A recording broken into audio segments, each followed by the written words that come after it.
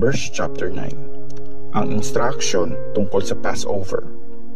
Kinausap ni Lord si Moses sa desert ng Sinai noong unang buwan ng ikalawang taon after nilang umalis sa Egypt. Sinabi niya, dapat i-celebrate ng buong Israel ang Passover sa time na inappoint ko. I-celebrate niyo ito sa gabi ng 14th day ng buwan na ito ayon sa lahat ng instructions tungkol dito. Sinabi nga ni Moses sa mga tao na i-celebrate ang Passover at ginawa nga nila ito nung gabi ng 14th day ng unang buwan doon sa desert ng Sinai. Ginawa nga ng mga Israelites ang lahat gaya ng inutos ni Lord kay Moses. Pero may ilan sa kanila ang nakahawak ng bangkay kaya kinonsider silang marumi ayon sa ritual at di sila nakapag-celebrate ng Passover sa mismong araw nito. Lumapit sila kay Moses at Aaron at sinabi nila, marumi nga kami kasi nakahawak kami ng bangkay, pero bakit pinagbabawalan kami mag-offer kay Lord sa time na inappoint niya para mag-offer ang mga Israelites? Sumagot si Moses, hintayin niyo muna kung ano ang iutos ni Lord sa akin tungkol sa inyo. Sinabi ni Lord kay Moses, sabihin mo sa mga Israelites, kung sino sa inyo o sa mga descendants nyo ang magiging marumi dahil sa paghawak ng bangkay, o kung sino sa inyo ang nasa malayo at naglalakbay, pwede nyo pa rin i-celebrate ang Passover para kay Lord. Pwede nyo itong i-celebrate sa gabi na ika-14th na araw ng ikalawang buwan. Kakain kayo ng tinapay na walang pampalsa at ng mga mapait na gulay. Huwag kayo magtitira ng pagkain kahit konti hanggang sa susunod na umaga at huwag nyo ring babaliin ang buto ng hayop. I-celebrate nyo ang Passover ayon sa mga instructions tungkol dito. Kung sino man sa inyo ang malinis ayon sa ritual at hindi rin naglalakbay ng malayo pero hindi nag-celebrate ng Passover, hindi na siya isasama sa bayan ko. Hindi kasi siya nag-offer sa akin sa time na inappoint ko. Dapat niyang pagbayaran ang kasalanan niya. Kung may mga dayuhan sa inyo na gusto mag-celebrate ng Passover para kay Lord, dapat gawin nila ito ayon sa mga instructions tungkol dito. Pareho lang ang mga instructions na susundin ng mga Israelites at ng mga dayuhan. Ang ulap sa ibabaw ng banal na tent. Nung naitayo na ang banal na tent, natakpan ito ng ulap. Tapos, mula gabi hanggang umaga, nagliliwanag ang ulap na parang apoy sa ibabaw ng banal na tent. Laging ganito ang nangyayari. Natatakpan ng ulap ang banal na tent sa umaga at nagiging parang apoy naman ang ulap sa gabi. Every time na aangat ang ulap sa banal na tent, aalis ang mga Israelites at lilipat sila ng camp kung saan bababa ang ulap. Magliligpit ng camp ang mga Israelites ayon sa utos ni Lord. Magsa-set up naman sila ng camp ayon din sa utos ni Lord. Hindi sila aalis ng camp hanggang nasa ibabaw ng banal na tent ang ulap.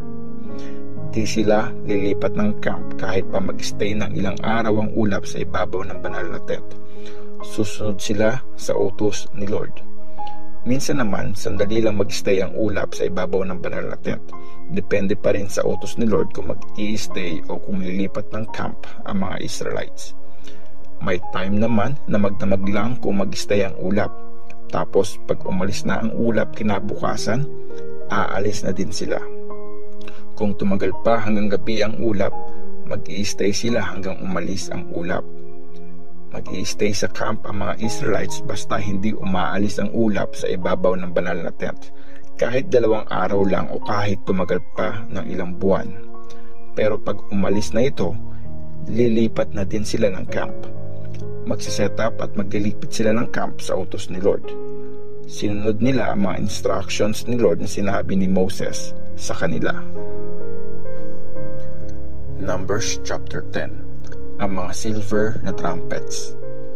Sinabi ni Lord kay Moses, gumawa ka ng 2 trumpet na gawa sa pinitpit na silver.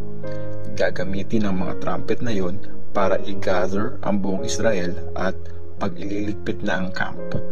Kapag pinatunog ng sabay ang 2 trumpet, mag-gather ang buong bayan sa entrance ng banal na tent sa harap mo. Pero pag isang trumpet lang ang pinatunog, mga leaders lang ng bawat tribe ang pupunta sa iyo. Pag pinatunog nyo ang trumpet ng malakas, aalis na ang mga nakakamp sa east. Pag pinatunog ulit ng malakas ang trumpet, yung mga nasa south naman ang lalakad. Ang malakas na tunog ang signal kung magliligpit na ng camp at maglalakbay na ang mga tao. Pero kung i-gather nyo ang buong bayan, huwag nyong papatunugin ng malakas. Si Aaron at ang mga anak niya ang magpapatunog ng mga trumpets. Ito ang mga utos na dapat sundin hanggang sa mga susunod na generation. Kapag makikipaggera kayo sa kalaban nyo sa inyong lupain, patunugin nyo ng malakas ang mga trumpets. Ako si Lord na inyong Diyos, ang tutulong at magliligtas sa inyo. Tapos, papatunugin nyo rin ang mga trumpets pag mag-offer kayo ng mga offering na susunugin at peace offering. Every time na sineselebrate nyo ang masasayang piyesta, gaya ng New Moon Festival at iba pang piyesta, maaalala kayo ni Lord dahil doon. Ako si Lord, ang inyong Diyos. Ang pag-alis sa Sinai. Sa 20th day ng second month after nilang umalis sa Egypt, umangat ang ulap mula sa ibabaw ng banal na tent, at nagsimula na rin na maglakbay ang mga Israelites paalis ng desert ng Sinai. Huminto ang ulap sa desert ng Paran. Ito ang una nilang paglalakbay ayon sa instruction ni Lord na sinabi ni Moses sa kanila. Unang maglalakad ang mga tribes na kasama sa grupo ng tribe ni Judah ayon sa kani-kanilang angkan. Si Nashon na anak ni Aminadab ang leader nila.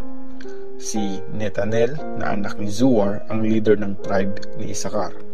At si Eliab na anak ni Helon ang leader ng tribe ng Zebulun. Tapos pag nailigpit na ang banal na tent, maglalakad na ang angkan ni Gershon at Merari, dala ito. Sunod naman na maglalakad ang mga tribes na kasama sa grupo ng tribe ni Reuben. Si Elizur, anak ni Shedur, ang leader nila. Si Shelumiel, anak ni Zurishaddai, ang leader ng tribe ni Simeon. At si Eliasap, na anak ni Duel, ang leader ng tribe ni Gad. Tapos, saka maglalakad ang angkan ni Kohath, dala ang mga banal na kagamitan. Pag nakarating na sila sa bagong camp, dapat tapos nang itayo ang banal na tent. Sunod naman na maglalakad ang mga tribes na kasama sa grupo ng tribe ni Ephraim. Si Elishama, anak ni Amihud, ang leader nila. Si Gamaliel, anak ni Pedazur, ang leader ng tribe ni Manasseh.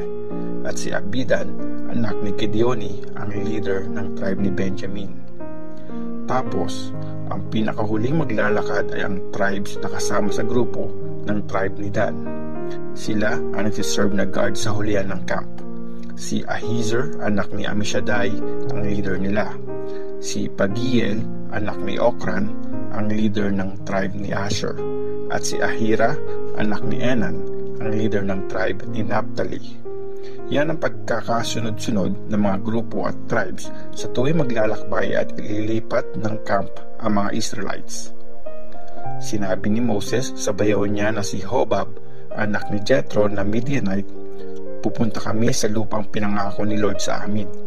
Nag-promise si Lord na ibibless niya kami, kaya sumama ka sa amin at isi-share namin sa iyo ang blessing namin.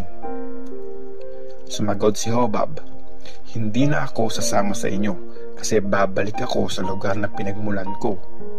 Sinabi ni Moses sa kanya, huwag mo kaming iwan kasi ikaw ang may alam kung saan kami pwedeng mag-camp sa desert. Pwede ka naming maging guide. Kung sasama ka sa amin, isi-share namin sa iyo lahat ng blessing na ibibigay sa amin ni Lord. Umalis ang mga Israelites sa banal na bundok ng Sinai at naglakbay sila sa loob ng 3 araw.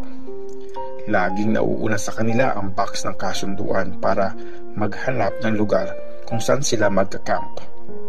Tuwing lilipat sila ng camp, nasa ibabaw nila buong maghapon ang ulap ni Lord.